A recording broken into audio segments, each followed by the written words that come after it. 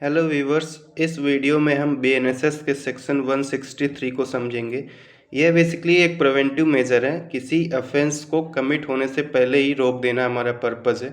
इस सेक्शन में यही पर्पस सेटिस्फाई किया गया है।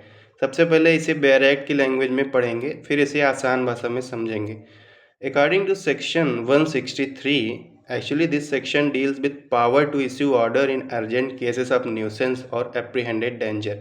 मतलब जैसा कोई न्यूसेंस का अर्जेंट केस है या कोई एप्रीहेंडेड डेंजर है, तो एग्जीक्यूटिव मजिस्ट्रेट्स को पावर दी गई है कि वो ऑर्डर इशू करके ये न्यूसेंस और एप्रीहेंडेड डेंजर को ये कमिट होने से रोक सकते हैं। तो आइए सेक्शन को पढ़ते हैं। According to section 163 clause 1, in cases where in the opinion of district magistrate, a sub-divisional magistrate or any other executive magistrate specially empowered by state government in this behalf, there is sufficient ground for proceeding under this section and immediate prevention of or speedy remedy is desirable, such magistrate may by written order stating the material facts of the case and served in the manner provided by section 153 direct any person what direction to abstain from a certain act or to take certain order with respect to certain property in his possession or under his management,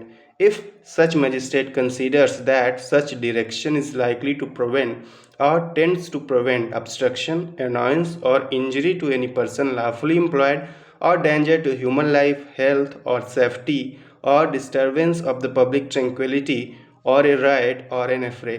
ये section एक simple सी बात कह रहा है। ये कह रहा है कि उन केसेस में जहां district magistrate, sub divisional magistrate या अदर एग्जीक्यूटिव मजिस्ट्रेट जो स्पेशली एम्पावर्ड हैं स्टेट गवर्नमेंट के द्वारा, अगर उन्हें लगता है कि इस सेक्शन में प्रोसीड करने का सफिशिएंट ग्राउंड है, इस सेक्शन में प्रोसीड करने का अगर सफिशिएंट ग्राउंड उन्हें लगता है, क्यों प्रोसीड करना है इस सेक्शन में, इमीडिएट प्रिवेंशन करना है या स्पीडी रेमेडी डिज़ायरेबल है, तब प्रोसीड करना है। तो वो जो मजिस्ट्रेट है जिसे लगता है कि इस सेक्शन के तहत प्रोसीड करने का सफिशिएंट ग्राउंड है, इमीडिएट प्रिवेंशन है, स्पीडी रेमेडी डिज़ायरेबल है, तो वो मजिस्ट्रेट जो है बाय रिटन ऑर्डर द्वारा, जो ऑर्डर में मटेरियल फैक्ट्स होना चाहिए केस का और वो ऑर्डर उस मैनर में सर्व्ड हो जैसा सेक्शन 153 में बताया गया है, तो उस रिटन ऑर्डर द्वारा डायरेक्ट कर सकता है किसी पर्सन को कि वो पर्सन अब्सटेन करे। क्या अब्सटेन करे? कोई सर्टेन एक्ट्स करने से अब्सटेन रहे या कोई और सर्टेन ऑर्डर दे सकता है with respect to certain property जो उस पर्सन के पोजेशन में है या उसके मैनेजमेंट में है। मतलब उस पर्सन को किसी एक्ट को करने से अब्सटेन करने का ऑर्डर दे सकता है या कोई और सर्टेन ऑर्डर दे सकता है with respect to certain property, जो प्रॉपर्टी उस पर्सन के पोजेशन में है या उसके मैनेजमेंट में है। कब देगा ये ऑर्डर? अगर वो मजिस्ट्रेट कंसिडर करता है या उसके कंसिडरेशन में ऐसा है कि जो डायरेक्शन वो दे रहा है उससे प्रिवेंट होने की संभावना है, लाइकली टू प्रिवेंट या टेंड्स टू प्रिवेंट। क्या प्रिवेंट होने की संभावना है? एब्स्ट्रक्शन प्रिवेंट होगा, एनॉयंस प्रिवेंट होगा, इंजरी प्रिवेंट होगी। किसे?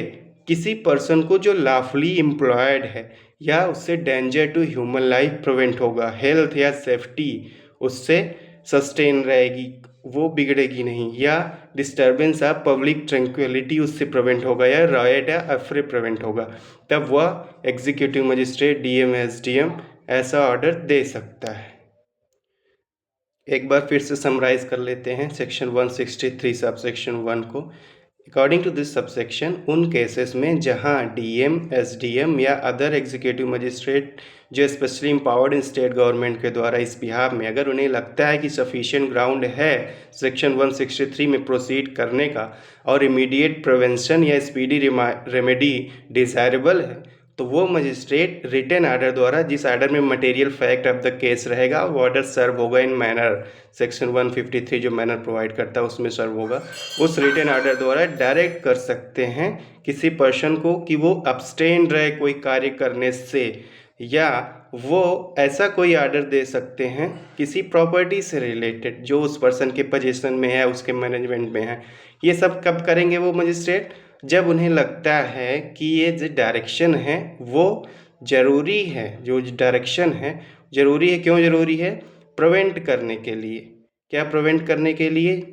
वही क्या, एनोयंस और injury to any person lawfully employed, मतलब जब मजिस्ट्रेट को लगता है कि ऐसा डायरेक्शन देने से प्रिवेंट होने की संभावना है, ऑब्स्ट्रक्शन, एनोयंस या injury to person lawfully employed या danger to human life prevent होने की संभावना है, हेल्थ और सेफ्टी बरकरार रहे, उसको सुरक्षित रखने की इससे संभावना है, या disturbance to public tranquillity prevent होने की संभावना है, रायट या अफरे प्रिवेंट होने की संभावना है, तब वह मजिस्ट्रेट ये ऑर्डर दे सकता है। ये सब सेक्शन 1 है।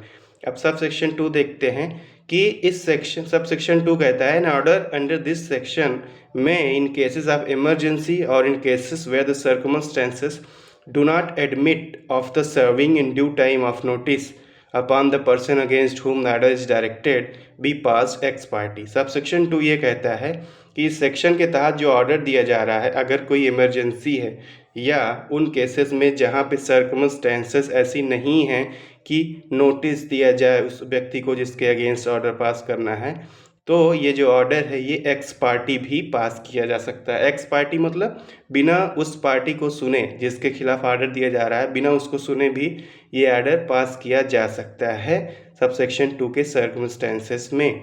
अब सब सेक्शन 3 देखते हैं। An order under this section में be directed to particular individual or to person residing in particular place or area or to the public generally when frequenting or visiting particular place or area। Sub section 3 कहता है कि इस section का जो order है, इस section के तहत सेक्शन 163 के तहत जो ऑर्डर दिया जा रहा है ये डायरेक्ट किया जा सकता है किसी पर्टिकुलर इंडिविजुअल, मतलब ये एक व्यक्ति के खिलाफ भी हो सकता है या कई व्यक्तियों के खिलाफ हो सकता है जो रिसाइड कर रहे हैं पर्टिकुलर प्लेस या पर्टिकुलर एरिया में, या जनरल पब्लिक के खिलाफ भी ये ऑर्डर हो सकता है जो जनरल पब्लिक विजिट कर रहे हो पर्टिकुलर प्लेस या पर्टिकुलर एरिया को। सब सेक्शन 4 देखते हैं। According to sub section 4 no order under this section shall remain in force for more than 2 months from the making देयरऑफ।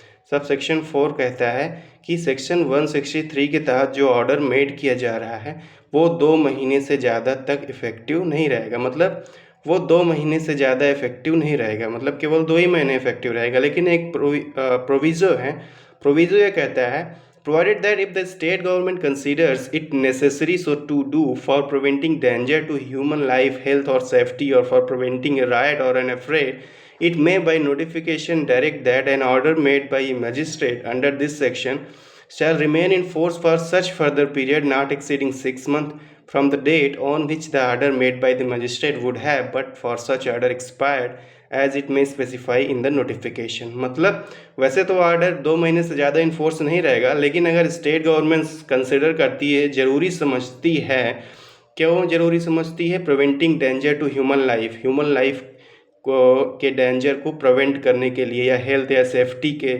लिए या किसी राइट या एफरे को प्रिवेंट करने के लिए स्टेट गवर्नमेंट ज़रूरी समझती है, तो जो स्टेट गवर्नमेंट है ये नोटिफिकेशन द्वारा डायरेक्ट कर सकती है कि जो मजिस्ट्रेट साहब ने ऑर्डर दिया है 163 में वो ऑर्डर इन फोर्स रहेगा फर्दर पीरियड तक, जो 6 महीने से ज़्यादा नहीं होगा। कब से 6 महीने?